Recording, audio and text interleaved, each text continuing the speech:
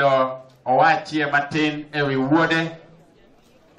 Chairman of the Fortune Group, Kampala, Uganda.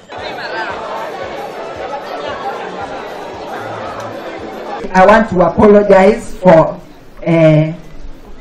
Flex Air Charter, KDF, Kenya Air Force. There was something a little bit written in the Nation newspaper. It does not affect this humble family. I don't know where it originated from. Because Apollo never took a fighter jet aircraft in the military. He was a copter guy.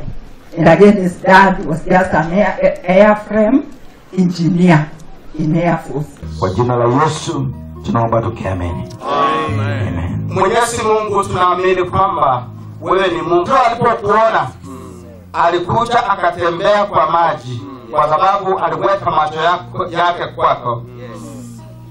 Wewe ni yule Mungu ambaye uliongeza vyakula.